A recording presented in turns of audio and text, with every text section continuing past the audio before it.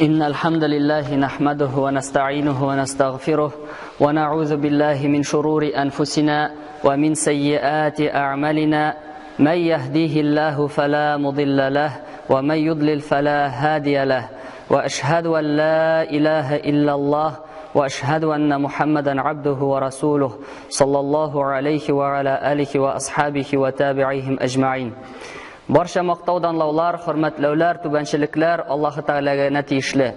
Без аны гына мактыйбыз, аннан гына ярдәм сорыйбыз, аннан гына ярлыкауны ялварабыз. Нәфселәребезнең бузыклыгыннан, гамәлләребезнең начарыннан без Аллаһ Тәгаләгә сыйнабыз. Кемне Раббыбыз үзенең киң рәхмәте ва мәрхәмәте белән туры юлга күндерсә, аны һичкем адаштырмас. Кемне Раббыбыз үзенең гаделлеге белән адаштырса, аны һичкем туры юлга күндермәс. Шаһидлек бирәм, чынлыкта Аллаһ Тәгаләдән башка һичбер гыйбадат кылынырга лаеклы зат юк. Ялгыз ул, аның тиңдәше юк. Һәм шаһидлек бирәм Мухаммад саллаллаһу алейхи ва саллям Аллаһ Тәгаләнең кулы һәм илчесе икәнлегенә. Аңа, аның әһле бәйте, сахабаларга, табигиннәргә һәм туры юлдан баручы барча мөмин мусламаннарга Аллаһның сәламе, рәхмәте ва бәрәкәте булса иде. Мөмин кеше изге гамәлләр кылырга һәм шайтанны үзенең дошманы итеп сайларга тиеш. Аллаһ Раббыбыз Коръәндә әйтә: أعوذ بالله من الشيطان الرجيم إن الشيطان لكم عدو فاتخذوه عدوا إنما يدعو حزبه ليكونوا من أصحاب السعير. Дөреслектә, шайтан сезнең дошманыгыз. Аны дошман итегез һәм аның зыяныннан Аллаһ Тәгаләгә сыйыныгыз. Үзенә иярүчеләрне ул бары тик тамух утына төшүгә генә өндәрде. Ягъни аны тыңламагыз, сезгә хак итеп күрсәткән, сезне кызыктырган әйберләрне ялганга чыгарыгыз. Ягъни шайтан хак итеп күрсәткән. Чөнки аның бер генә максат сезне адаштырып үзе белән җәһәннәмгә кертү. Ул ачык булган дошман. Мушриклар Аллаһ илчесе саллаллаһу алейхи ва салламны эзәрлекләп, ислам дәгъватына ничек аяк чалырга микән, ничек аның эшчәнлегенә нокта куярга микән дип җыелышкач, Иблис карт кеше кыяфәтендә килә. Һәм инде ул бөтен булган начар фикерләрне тыңлый һәм Әбу Җаһилнең Пәйгамбәр саллаллаһу алейхи ва салламны үтергә дигән фикерен дөрес дип хуплый. Нишләп бу мәхлук шул кадәр адәм баласын күрә алмыйсың? Чөнки аның җәннәттән сөрелүенең сәбәпчесе итеп ул адәмне күрә. Аллаһ Раббыбыз китабында берничә сүрәдә Адам алейхиссаламның халык кылынуын тасвирлый. Ничек ул фәрештәләргә Адамга ихтирам йөзеннән сәҗдә кылырга кушканлыгын, тегеләре шундук кылганлыкларын, җиннәр кавымыннан булган Иблис Аллаһ Тәгаләгә тәкәбберлек күрсәтеп, Аллаһ Тәгаләнең әмрен үтәмәгәнен әйтә. Аллаһ Раббыбыз аннан сорый: أعوذ بالله من الشيطان الرجيم قال يا إبليس ما منعك أن تسجد لما خلقت بيدي استكبرت أم كنت من العالين قال أنا خير منه خلقتني من نار وخلقته من طين. الله ربنا أيتا: أي إبليس من үз кулларым белән халык кылган адәмгә сиңа хөрмәт йөзеннән сәҗдә кылырга нәрсә кумаучалады. Тегесе исә мин аннан хәерлерәк дип дәгъва кыла. Чөнки син мине уттан яраттың, аны син балчыктан яраттың ди. Һәм инде аның фикеренчә ут балчыктан хәерлерәк дип китерә. Шушы сәбәпле Аллаһ Тәгалә аны үзенең рәхмәтеннән, үзенең мәрхәмәтеннән, үзенең җәннәтеннән сүрә.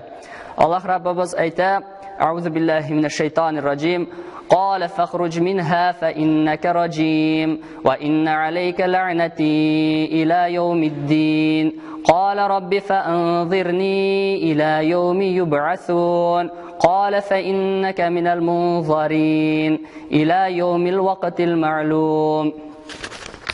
الله ربنا أيتا: شق منم جنتمنن сиңа минем кыямәт көненә хәтле ләгънәтем булсын ди.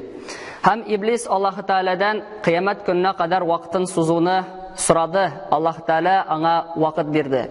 Ләкин ул бу вакытны тәүбә итер өчен, Аллаһ Тәгаләдән гафу сорар өчен кулланмый, киресенчә җир йөзендә бузыклык таралсын өчен, кафирлек таралсын өчен куллана һәм инде ул Аллаһ Тәгаләгә ант итеп әйтә: أعوذ بالله من الشيطان الرجيم قال فبعزتك لأغوينهم أجمعين إلا عبادك منهم المخلصين.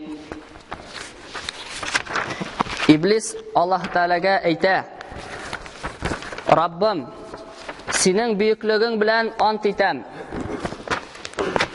Мин әлбәттә адәм балаларын аздырачакмын, адаштырачакмын, мәгәр синең ихлас кулларыңнан кала.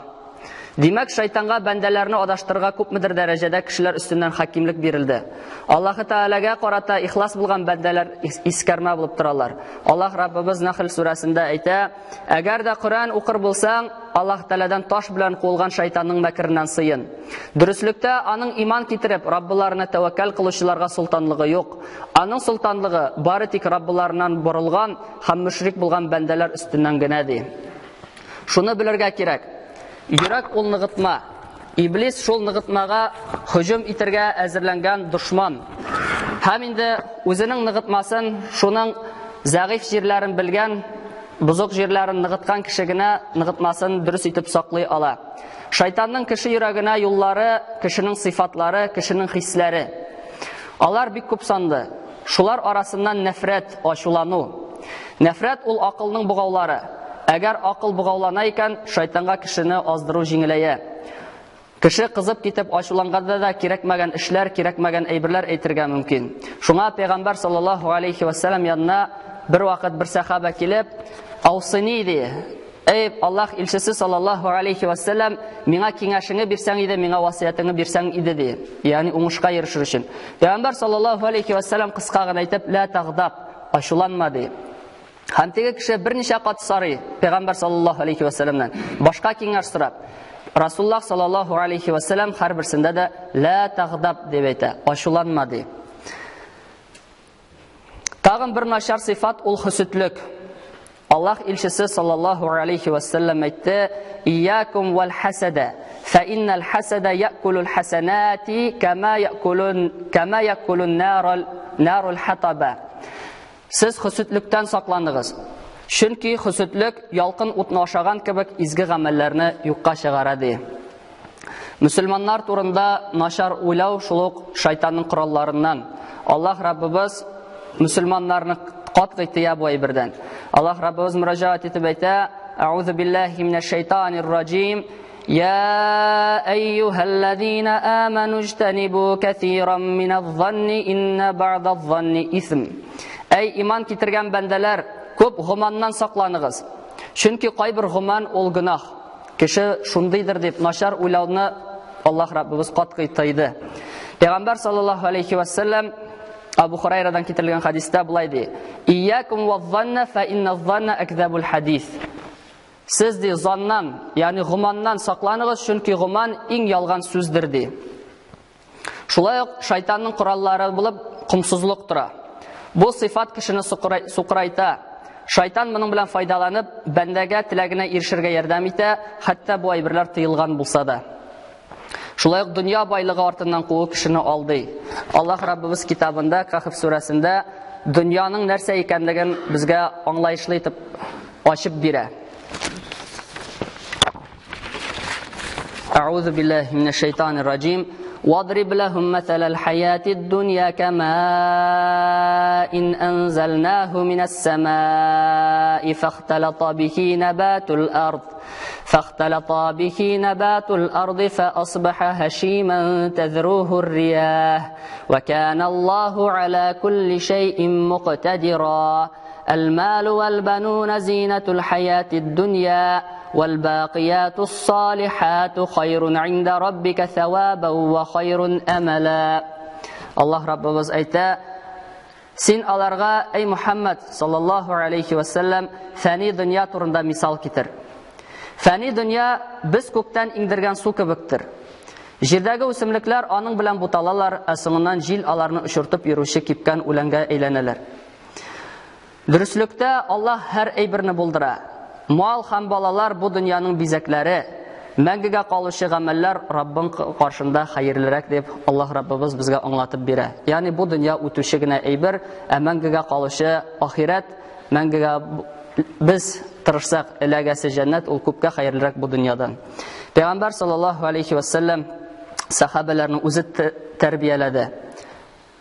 Ул Расулуллаһ саллаллаһу алейхи ва саллям дөньяның асылын аңлаган. Ул Аллаһ Тәгаләнең каршында бернинди дә кыйммәткә ия булмаган аңлаган. Шулык Пәйгамбәрбез саллаллаһу алейхи ва саллям үлем түшәгендә ятканда аның 7 динар акчасы була, ул һәрберсен садака итеп калдыра. Хатыннарыма калсын, васият булып, мирас булып калсын дип тырышмый, бәлки аларны садака итеп тизрәк котылу ягын карый. Шулай ук Пәйгамбәр саллаллаһу алейхи ва сәлламның куллары була, бөтенесен азат итеп, бер әйберсез ул гаиләсенә бер әйберне калдырмыйча мәңгелеккә күчә. Пәйгамбәр саллаллаһу алейхи ва сәллам әйтә, бөтенебезгә дә таныш хадис: "Дөнья Аллаһ каршында ширки канаты кыйммәтенә ия булса, әгәр кафиргә ул бер йотым суда бирмәс иде" ди. Шулай ук инде кыска гына бер хадис: "Ад-дунья сижнул муъмини ва джаннатул кафир" ди.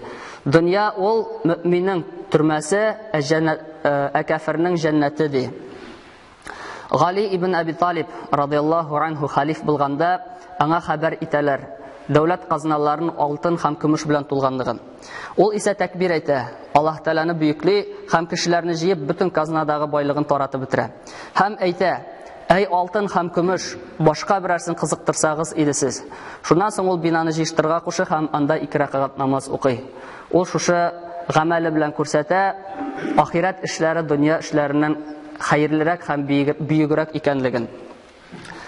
Ихтибар итеп карасак, күп кенә фитнәләр, чуалышлар, сугышлар кешенең үз матди хәленә риза булмау сәбәпле килеп чыга. Кеше Раббысы аңа тәкъдир кылган, аңа биргән әйбер белән канагать калмый, шөкер итми һәм нәтиҗә буларак булганнан да куры кала. Пәйгамбәрбез саллаллаһу алейхи ва сәллям канагать булу турында бик матур итеп әйтеп калдырды: "Кад афлаха ман аслама ва рузика кафафан ва каннa'ahu Аллаһу бима атаһу" ди.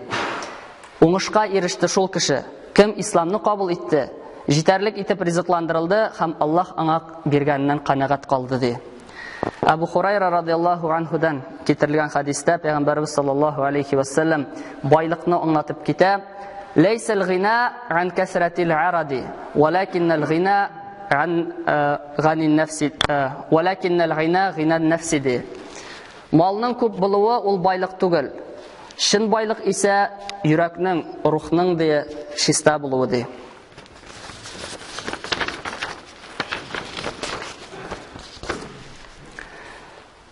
Мөселман кеше башкаларның кулындагысына кызыгудан ерак булырга тиеш. Бу әйбергә бары тик кеше үзенең булган ризыгыннан, киеменнән, яшәү урыныннан канагать булу белән генә ирешеп була. Әмма кеше бик узакка планнар төзесә, бик узак яшәргә өметләнсә, ул кешегә канагатлык тойгысы юкка чыгар һәм канагатлык тойгысына алмаш булып, кымсызлык һәм саранлык барлыкка килер.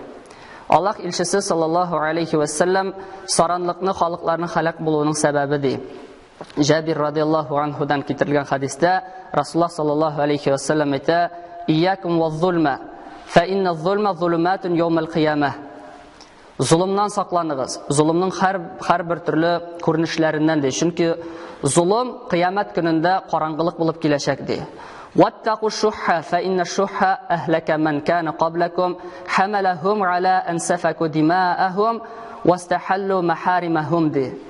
Шулай ук саранлыктан сакланыгыз, чөнки саранлык сезгә кадәр булганнарның каннарын кыюларына китерде һәм инде Аллаһ Тәгалә харам кылган әйберләрне хәләлгә чыгаруларына китерде ди. Ягъни аларның диннәреннән чыгуларына сәбәп булып торды ди.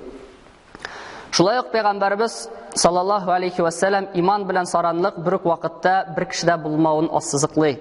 Ул әйтә: "لا يجتمع غبار في سبيل الله ودخان جهنم في جوف عبد أبدا ولا يجتمع الشح والإيمان في قلب عبد أبدا."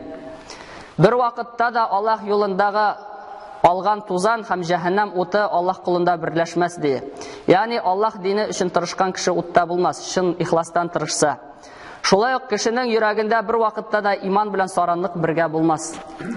Аллаһ Раббыбыз һәр барчаларыбызга да ныгытмаларыбыз булган йөрәкләребезне яхшы итеп шайтанның васвасәләрен сакларга насип итсә иде, һәм инде аны чын душман итеп, ачык душман итеп алып, аңа каршы көрәшүләребезне һәм аны җиңеп чыгуларыбызны насип итсә иде. Аллаһ Раббыбыз һәр барчаларыбызда Пәйгамбәр саллаллаһу алейхи ва сәллям күрсәтеп калдырган туры юлдан баруларыбызны һәр барчаларыбызга насип һәм муяссар кылса иде. Аллаһ Всевышний сказал: "Воистину, дьявол является вашим врагом. Так относитесь к нему как к врагу. То есть воюйте с ним при помощи поклонения Аллаху и не повинуйтесь ему. Остерегайтесь его всегда в делах и убеждениях ваших сердец. И если совершаете поступок, то отдавайте себе отчет, потому что к нему может примешаться лицемерие, риа. И поистине, у шайтана только одна цель – вести людей в заблуждение. И не оставит он человека, пока не введет в ад. Он делает научение человеку через разные двери в его сердце. Желание, зависть, алчность, скупость, гнев, плохое мнение о мусульманах. Охрана сердца от научения врага Аллаха – обязанность каждого. И не достигается это ничем, кроме как знанием и повиновением Аллаху. وأقول قولي هذا واستغفر الله لي ولكم ولسائر جماعة المسلمين إنه هو الغفور الرحيم السميع الدعاء.